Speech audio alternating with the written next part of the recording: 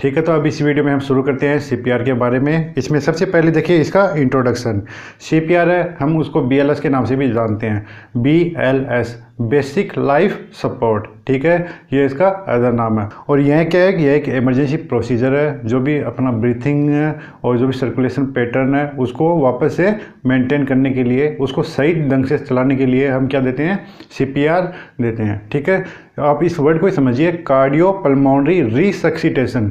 Cardio हो गया heart, pulmonary हो गया उसका रेस्पिरेटरी सिस्टम, और जो रिसक्सिटेशन है मतलब वापस से उसको पुनर्जीवित करना। ठीक है, मतलब वापस से उसको सही तरीके से चलाना। ये क्या है, रिसक्सिटेशन की, कार्डियो पल्मोनरी और रिसक्सिटेशन। और इसमें नेक्स्ट पॉइंट देखिए, it helps provide oxygen to vital organs until help arrives. ठीक है, यानी जो भी अपने वाइटल ऑर्गन है उस तक ऑक्सीजन पहुंचाना जब तक कि आपके पास में जो भी कोई इमरजेंसी मेडिकल सर्विसेज है वो ना पहुंच जाए। ठीक है, इसके लिए आप क्या दोगे, सीपीआर दोगे। ठीक है, इंडिकेशन देखिए कौन कौन से केस में आपको सीपीआर की ज़रूरत पड़ सकती है। कार्डियक अरेस्ट, जो भी कार्डियक अरेस्ट वाले पेशेंट है उसके अंदर सीपीआर की ज़रूरत पड़ती है। और बाकी की जो भी कार्डियक इमरजेंसी है, जैसे टेकिकार्डिया है, वेंट्रिकुलर फिब्रिलेशन है, एसिस्टोल है, इस कंडीशन में आपको क्या देना है, सीपीआर देना है। रेस्पिरेटरी अरेस्ट है, इसमें आपको क्या देना है, सीपीआर देना है। सीओ पॉइजनिंग है, और बाकी के भी और भी अदर कंडीशन है, जैसे ड्राउनिंग वाले पेशेंट है उसको भी सीपीआर दिया जाता है। स्ट्रोक वाले पेशेंट को भी सीपीआर दे सकते हैं। एक्सीडेंट और इंजरी, जो भी एक्सीडेंट है जिसमें आरटीए है, रोड ट्रैफिक एक्सीडेंट है, और इलेक्ट्रिक शॉक में भी आप क्या देख सकते हो, सीपीआर देख सकते हो। जो भी पेशेंट है उसका अगर कार्डियो है, पल्मोनरी है, वो क्या हो जाए, अरेस्ट हो जाए। ठीक है, आपने मूवी देखी होगी शिवाजी द बॉस, उसमें एक बच्चे को करंट लग जाता है तो उसको वहाँ पे जो डॉक्टर है उसको क्या देता है, सीपीआर देता है। ठीक है, और वो वापस से क्या कर जाता है, सर्वाइव कर जाता है। उसमें क्या था, उसमें इलेक्ट्रिक शॉक लगा था जिसके जो उसका जो क्या है वो पल्स और जो ब्रीथिंग है वो महसूस नहीं हो रही थी, और उस डॉक्टर ने उसको क्या दिया, सीपीआर दिया। सीपीआर देने के बाद में जो भी बच्चा है वो वापस से सर्वाइव कर जाता है। और इसमें नेक्स्ट इंडिकेशन है, इसमें देखिए फॉरेन बॉडी एयरवे ऑब्स्ट्रक्शन, इस केस में आप सीपीआर दे सकते हो। ड्रग रिएक्शन और ड्रग ओवरडोज, जो भी ड्रग रिएक्शन है और ड्रग ओवरडोज है, जो भी ड्रग एलर्जी कंडीशन है उसमें भी सीपीआर की ज़रूरत है वो पड़ सकती है। ठीक है, नेक्स्ट देखिए असेसमेंट ऑफ सीपीआर। आप सीपीआर दोगे तो उससे पहले क्या असेस करोगे। ठीक है, आपको क्या पता चलेगा कि इस पेशेंट को आपको सीपीआर देना है। ज़रूरी नहीं कि किसी का एक्सीडेंट हुआ है, किसी को इलेक्ट्रिक करंट लगा है तो सभी को आप सीपीआर दोगे। ठीक है, सीपीआर देने के भी कुछ असेसमेंट डाटा होते हैं जिसमें हम क्या देखते हैं, अपनिया देखते हैं, एब्सेंस ऑफ पल्स, यानी उसमें एब्सेंस तो नहीं है, पल्स है, जो पल्स है वो महसूस हो रही है कि नहीं हो रही, उसकी जो हार्ट रेट है वो चल रही है कि नहीं चल रही। डायलेटेड प्यूपिल, वो प्यूपिल है वो डायलेट है या कॉन्स्ट्रिक्स है। ठीक है, अगर प्यूपिल डायलेट होगी तो उसको क्या है, उसको सीपीआर की आवश्यकता होगी। और अनकॉन्शियसनेस कि पेशेंट कॉन्शियस है कि अनकॉन्शियस है। ठीक है, अगर अनकॉन्शियस है तो उसको सीपीआर की आवश्यकता हो सकती है, कॉन्शियस है तो उसको सीपीआर की आवश्यकता नहीं है। साइनोसिस एंड फिट्स, इस कंडीशन में भी आप क्या दोगे, सीपीआर दोगे। अब इसमें नेक्स्ट देखेंगे हम सीक्वेंस ऑफ सीपीआर, जो भी सीपीआर है वो आप किस तरीके से दोगे। ठीक है, ये इंपॉर्टेंट है। इसमें ये एक तरीके से क्या है, प्रोसीजर है, मैं आपको बताता जाऊँगा कि सीपीआर देने के लिए आपको पहले क्या करना है और किस तरीके से आप सीपीआर दोगे। तो इसमें फर्स्ट देखिए, डिटरमाइन द अनकॉन्शियसनेस। ठीक है, कॉन्शियस पेशेंट को कभी भी सीपीआर की ज़रूरत नहीं होती। अगर पेशेंट अनकॉन्शियस है तो आप उसको क्या दोगे, सीपीआर दोगे। ठीक है, तो जो फर्स्ट फैक्टर है सीपीआर देने के लिए उसमें क्या होगा, डिटरमाइन द कॉन्शियसनेस। तो इसमें देखिए, इसके लिए जो भी पेशेंट है उसको टच कीजिए। पेशेंट है, अगर आपको कोई अनकॉन्शियस पेशेंट मिला है तो आप उसको जाके उसको टच करोगे, उसको बोलोगे हेलो सर, आपका क्या नाम है, आप सही हो, आप ठीक तो हो। अगर वो रिस्पॉन्स देता है तो इसका मतलब क्या है, वो कॉन्शियस है। ठीक है, अगर पेशेंट है कोई रिस्पॉन्स करता है, कोई हरकत करता है, आपको रिप्लाई करता है, तो इसका मतलब क्या है, वो कॉन्शियस है, तो उसको सीपीआर की आवश्यकता नहीं होगी। लेकिन अगर पेशेंट है अनकॉन्शियस है, कोई रिप्लाई नहीं दे रहा, कोई एक्टिविटी नहीं कर रहा, ठीक है, तो आप उसके बाद में क्या करोगे, सेकंड स्टेप पे जाओगे। सेकंड स्टेप क्या होगी, असेस द पल्स। तो जो पल्स है आपको उसको असेस करना है।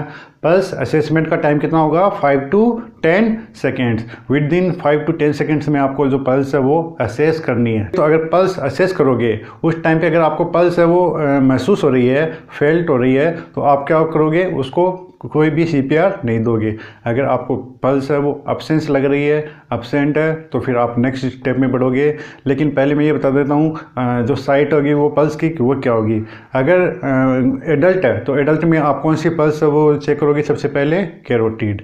अगर चाइल्ड है तो चाइल्ड में आप फीमोरल कर सकते हो, और इन्फेंट है, इन्फेंट में आप फीमोरल और ब्रेकियल है वो साइट है वो काम में लोगे। ठीक है, ये पल्स असेसमेंट की साइट है। ठीक है, तो ये तो थी साइट। और अगर आपको पल्स है वो महसूस नहीं हुई, पल्स है वो आपको फील नहीं हुई, थर्ड कंपोनेंट की तरफ बढ़ोगे। वो क्या है, जो भी थर्ड स्टेप है वो है परफॉर्म चेस्ट कंप्रेशंस। जो क्लाइंट है आप उसको क्या दोगे, चेस्ट है वो कंप्रेशंस दोगे। उससे पहले क्या करना है कि आपको उस क्लाइंट को किसी सेफ जगह पे लेके जाना है। और अब इम्पोर्टेंट बात ये कि आप उसको सुपाइन पोजीशन में लेटाओगे, और जो भी जहाँ पे लेटाओगे वो सतह कैसी हो, फर्म और फ्लैट हो। ठीक है, ये एग्जाम में क्वेश्चन आया हुआ है। जो भी शब्दरत्न की जो सेकंड एग्जाम लगी थी उसमें ये क्वेश्चन आया था। जो भी जगह होगी वो कैसी होगी, तो वो होगी फर्म और फ्लैट। ठीक है, ये एग्जाम में क्वेश्चन आया हुआ है। कौन सी पोजीशन दोगे, तो उसको सुपाइन पोजीशन दोगे। ठीक है, और इसके बाद में आपको जो कंप्रेशंस है वो कौन से तरीके से देने हैं वो आपको मैं अभी आप ये बोर्ड पे आप टेबल देख सकते हो। तो इस टेबल में मैंने 3 कैटेगरी में डिवाइड कर रखा है, एडल्ट है, चाइल्ड है और इन्फेंट है। आप उनको कौन से टाइप से आपको उनको क्या देना है, कंप्रेशंस देना है। तो इसमें सबसे पहले देखिए, मैंने इसमें बताया था कंप्रेशन देने के लिए आप पहले क्या चेक करोगे, पहले आप चेक करोगे उसकी पल्स। तो पल्स है, उसकी साइट है। जो भी एडल्ट है उसमें तो कैरोटिड है, और चाइल्ड है, चाइल्ड में कौन सी है, चाइल्ड में है फीमोरल। और जो भी इन्फेंट है, इन्फेंट में कौन सी है, फीमोरल और ब्रेकियल। इसमें नेक्स्ट देखिए कंप्रेशन मेथड। इसका मतलब ये है कि आप जो भी कंप्रेशन दोगे, जो भी आप ऐसे कंप्रेशन दोगे तो उसके लिए हाथ है उसको कैसे काम में लोगे। एडल्ट में आप 2 हैंड काम में लेंगे, और जो भी चाइल्ड है उसके लिए 2 या 1 हैंड काम में लोगे, और जो भी इन्फेंट है, इन्फेंट के लिए आप थंब काम में लोगे। ठीक है, जो थंब है उससे प्रेस किया जाएगा। नेक्स्ट है कंप्रेशन करने की जगह एडल्ट में देखिए lower half of sternum half है। ये देखो यहाँ से लेके यहाँ तक स्टर्नम है। ठीक है, तो इसका लोअर हाफ क्या है, ये यहाँ पे आप क्या करोगे, प्लेस करोगे जो भी हाथ है उनको बिटवीन निप्पल लाइन, जो निप्पल लाइन है उनके बीच में। ठीक है, और सेंटर ऑफ द हेड, जो हेड है उसके सेंटर में। ठीक है, ये एडल्ट की साइट है। सेम ही किस में रहेगी, सेम ही जो भी चाइल्ड है उसमें रहेगी। लेकिन जो इन्फेंट है उसमें कहाँ पे होगा, जो प्लेसमेंट होगा वो होगा बिलो निप्पल लाइन, जो निप्पल की जो लाइन है उसके नीचे। ये किसकी साइट है, ये इन्फेंट की साइट है, जहाँ पे हम जो हैंड प्लेसमेंट करेंगे। और इसमें नेक्स्ट देखिए कंप्रेशन डेप्थ। जो भी आप हैंड कंप्रेशन कर रहे हो, ठीक है, जो भी चेस्ट है उसको आप क्या कर रहे हो, कंप्रेस कर रहे हो, तो कंप्रेशन करने के लिए उसकी डेप्थ कितनी होगी, जो गहराई है वो कितनी होगी। एडल्ट के लिए होगी 2 इंच, चाइल्ड के लिए भी होगी 2 इंच, और जो इन्फेंट है उसके लिए कितनी होगी 1.5 इंच। ठीक है, और नेक्स्ट है कंप्रेशन रेट कितनी होगी, जो कंप्रेशन की स्पीड है वो कितनी होगी 100 पर मिनट। ये तीनों में सेम रहेगी, चाइल्ड में भी और इन्फेंट में भी, तीनों में जो भी कंप्रेशन रेट है ये कितनी रहेगी, सेम रहेगी। ठीक है, तो ये था जो कंप्रेशन देने का तरीका कि आप कैसे आप जो भी कंप्रेशन है वो दोगे। इसमें नेक्स्ट है compression and ventilation ratio. Compression दोगे उसके बाद में आपको उसको क्या देनी होती है, ब्रीथिंग देनी होती है। तो इन दोनों का रेशियो क्या होगा, तो इसमें आप जो भी टेबल है उसमें देख सकते हो। इसमें 3 कैटेगरी में डिवाइड किया गया है, एडल्ट, चाइल्ड और इन्फेंट। ठीक है, लेकिन यहाँ पे आपको देखना है कि रेस्क्यूअर कितने हैं, जो बचाने वाले हैं वो कितने लोग हैं। अगर बचाने वाला 1 है तो तीनों में कितना होगा 30:2, यानी 30 कंप्रेशन और 2 ब्रीथिंग। ठीक है, ये तीनों में बराबर रहेगी अगर रेस्क्यूअर 1 है। अगर 2 रेस्क्यू रहेंगे, अगर बचाने वाले 2 हैं, ठीक है, तो एडल्ट में क्या होगा 30:2, यानी 30 ही कंप्रेशन रहेंगे और 2 ब्रीथिंग। लेकिन चाइल्ड और इन्फेंट है उसमें क्या होगा 15:2। ठीक है, मतलब 15 उसमें कंप्रेशन, उसके बाद में आप क्या दोगे 2 ब्रीथिंग, वापस से 15 कंप्रेशन फिर 2 ब्रीथिंग। ये क्या है, ये चाइल्ड और इन्फेंट में जो भी ब्रीथिंग और कंप्रेशन से कहा है वो रेशियो है।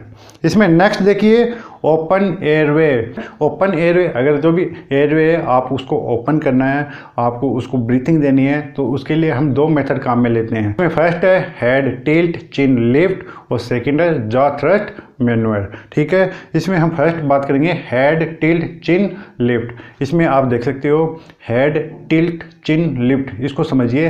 हेड को आप क्या करोगे, टिल्ट करोगे, मतलब पीछे की तरफ झुकाओगे, और जो चिन है आप उसको पकड़ के उस पर प्रेशर डाल के ऐसे आगे की तरफ उस पर प्रेशर डालोगे और उसको फॉरवर्ड क्या करोगे, टिल्ट करोगे। ठीक है, इससे जो भी एयरवे है वो क्या होगा, ओपन होगा। ये कौन सा मेथड है, ये है हेड टिल्ट चिन लिफ्ट। लेकिन ये वाला जो भी मेथड है, आप जो भी स्पाइन इंजरी वाले पेशेंट है, नेक इंजरी वाले पेशेंट है, उनमें परफॉर्म नहीं करना चाहिए। ठीक है, उसके अंदर क्या हो सकता है, और भी ज़्यादा डैमेज हो सकता है। तो उसके लिए आप कौन सा मेथड काम में लोगे, उसके लिए जो भी सेकंड मेथड है, जॉ थ्रस्ट मैनुअर मेथड है, वो आपको काम में लेना होगा। तो इसमें सेकंड मेथड है, इसमें कौन सा है, जॉ थ्रस्ट मैनुअर। इसको आप जो भी नेक इंजरी, स्पाइन इंजरी वाले केस है उसमें काम में ले सकते हो। अगर किसी को रोड ट्रैफिक एक्सीडेंट हुआ है, इंजरी हुई है, उसमें स्पाइन और नेक है उसकी इंजरी हुई है, या फिर कोई पर्सन है वो किसी बिल्डिंग से गिर गया है, या फिर किसी पेड़ से गिर गया है, तो कौन से मेथड से आप उसका जो भी एयरवे ओपन करोगे वो होगा जॉ थ्रस्ट मैनुअर। एग्जाम में क्वेश्चन आया हुआ है, एक बार नहीं 2 बार क्वेश्चन आया हुआ है। ठीक है, तो 2 मेथड काम में लेते हैं, एक तो हेड टिल्ट चिन लिफ्ट और सेकंड है जॉ थ्रस्ट मैनुअर। और इसमें नेक्स्ट देखिए check breath and deliver breath. इसके अंदर आपको क्या करना है, ब्रीथ चेक करनी है, उसके बाद में आपको क्या करना है, जो भी ब्रीथ है वो डिलीवर करनी है। तो जो भी क्लाइंट है आप उसका जो नोज है वो पिंच करोगे, तो उसके बाद में आप क्या करोगे, उसको माउथ टू माउथ है वो ब्रीथिंग दोगे। ठीक है, ब्रीथिंग कभी भी यानी जो फोर्सफुल है वो नहीं होनी चाहिए, रेगुलर ब्रीथिंग है, रेगुलर तरीके से ही आप उसको क्या दोगे, ब्रीथिंग दोगे। ठीक है, इसमें नेक्स्ट देखिए each rescue breathing deliver over 1 second with visible chest rise. यानी आप ब्रीथ दे रहे हो वो हर एक सेकंड पे दोगे, तो आप उसका जो भी चेस्ट है आप उसको भी देखोगे कि वो राइज हो रहा है कि नहीं हो रहा है। ठीक है, और इसमें नेक्स्ट देखिए इंपॉर्टेंट लाइन, 1 ब्रीथ, जो भी एक श्वास है वो आप उसको हर 2 से 3 सेकंड पे दोगे। ठीक है, तो 1 मिनट में कितनी ब्रीथ रेट हो गई, 20 to 30। ठीक है, ये क्या है, ये अकॉर्डिंग टू जो भी अमेरिकन हेल्थ एसोसिएशन 2020 की जो गाइडलाइन है उसके अकॉर्डिंग है। ठीक है, इसमें नेक्स्ट देखिए activate emergency medical services system. जो भी EMS है आप उसको कब इन्फॉर्म करोगे, कब आप उनको बताओगे इसके बारे में। इसमें फर्स्ट हम बात करेंगे एडल्ट की। अगर जो भी एडल्ट है तो आप उसमें क्या करोगे, सबसे पहले जो भी इमरजेंसी मेडिकल सर्विसेज है आप उनको कॉल करोगे। ठीक है, और उसके बाद में आप जो CPR है वो देना शुरू करोगे। लेकिन अगर चाइल्ड है और जो इन्फेंट है उस केस में क्या होगा, उस केस में आप सबसे पहले आप उसको CPR दोगे, उसके बाद में आप क्या करोगे, जो भी इमरजेंसी मेडिकल सर्विसेज है उसको कॉल करोगे। ठीक है, अब नेक्स्ट हम बात करते हैं डिफिब्रिलेशन की। जो भी डिफिब्रिलेशन है ये अपन जो भी कार्डियक अरेस्ट वाले पेशेंट है उसको देते हैं। इसके अंदर जो भी पेशेंट है उसके अंदर क्या किया जाता है, जो भी इलेक्ट्रॉनिक शॉक है वो जनरेट किया जाता है, उसके द्वारा जो भी डिपोलराइजेशन की कंडीशन है वो क्रिएट करने के लिए करते हैं जो पेशेंट है उसके अंदर। जो मोस्टली जो डिफिब्रिलेशन है हम वेंट्रिकुलर टेकिकार्डिया है, वेंट्रिकुलर फिब्रिलेशन है उस केस के अंदर काम में लेते हैं। और इसमें नेक्स्ट देखिए डिफिब्रिलेटर एनर्जी चार्ज। जो भी डिफिब्रिलेटर है उसकी एनर्जी चार्ज के बारे में। इसमें फर्स्ट है बाईफेजिक है वो कितना होगा 120 to 200 जूल्स, और मोनोफेजिक है वो होगा 360 जूल्स। ठीक है, इनके बारे में आपको बेसिक सा थोड़ा बता देता हूँ। इनका करंट का ये ध्यान रखना। ठीक है, आप उसको कितना करंट दे रहे हो, तो मोनोफेजिक में 120 to 200 जूल और मोनोफेजिक में 360 जूल। एग्जाम में क्वेश्चन आया हुआ है ये भी। ठीक है, बाईफेजिक है, इसमें क्या होता है कि जो करंट है वो दोनों डायरेक्शन में जाता है। मोनोफेजिक, मोनो मतलब सिंगल, यानी जो भी करंट है वो सिंगल जो भी डायरेक्शन है उसमें जाता है। जो बाईफेजिक है उसके जो भी करंट शॉक है उसकी सबसे ज़्यादा संभावना रहती है सर्वाइव करने में 90% केसेज में, और मोनोफेजिक की रहती है 60%। और जो बाईफेजिक है ये ज़्यादा अच्छा है मोनोफेजिक की तुलना में, क्योंकि इसमें जो भी डैमेज है, जो भी करंट से जो भी इंजरी होने के चांस है वो कम रहते हैं, ठीक है। मोनोफेजिक में जो भी करंट से जो भी इंजरी है, डैमेज है मायोकार्डियल का, वो ज़्यादा रहता है, ठीक है। इसमें नेक्स्ट देखिए, जब भी आप डिफिब्रिलेशन से उसको जो भी शॉक है वो देने जाओ तो उससे पहले आपको 3 बार बताना है कि आप उसको शॉक देने जा रहे हो, तो जो भी बाकी का स्टाफ है वो बेड से दूर हो जाए, ठीक है। प्लस में शॉक देने से पहले जो भी उसका ऑक्सीजन है वो हटाया हुआ आना चाहिए, ठीक है। और इसमें नेक्स्ट देखिए, प्लेसमेंट ऑफ पेडल। तो जो भी डिफिब्रिलेटर है उसका जो भी पेडल प्लेसमेंट है वो कहाँ पे करोगे, एक तो होगा बेस ऑफ हेड और एक होगा अपेक्स ऑफ हेड। और इसमें नेक्स्ट है, जो भी आप डिफिब्रिलेटर का प्रेशर देखो वो कितना होगा, वो होगा 25 LBS, ठीक है। एग्जाम में ये भी क्वेश्चन आया हुआ है, जो भी पेडल प्रेशर है डिफिब्रिलेटर का वो कितना होगा, वो होगा 25 LBS। LB होता है वो पाउंड में होता है, ठीक है। अब हम देखेंगे कॉम्प्लिकेशंस ऑफ CPR। तो जो भी आप पेशेंट को CPR दोगे तो उसमें जो भी पेशेंट है उसके अंदर क्या क्या कॉम्प्लिकेशंस है वो देखने को मिल सकते हैं। तो इसमें फर्स्ट है रिब्स फ्रैक्चर, जो रिब्स है वो फ्रैक्चर हो सकती है। फ्लेल चेस्ट देखने को आपको मिल सकता है। फ्लेल चेस्ट में क्या होता है, जो स्टर्नम है और जो रिब्स है उनके बीच के अंदर क्या हो जाता है, फ्रैक्चर हो जाता है, वो अलग अलग हो जाती है, ठीक है। और इसमें नेक्स्ट है लंग इंजरी और lung confusion. Abdominal organ injury हो सकती है, और वोमिटिंग एंड एस्पायरेशंस और न्यूमोथोरिक्स, ये क्या है, ये कॉम्प्लिकेशंस है CPR के, ठीक है। तो ये था CPR के बारे में।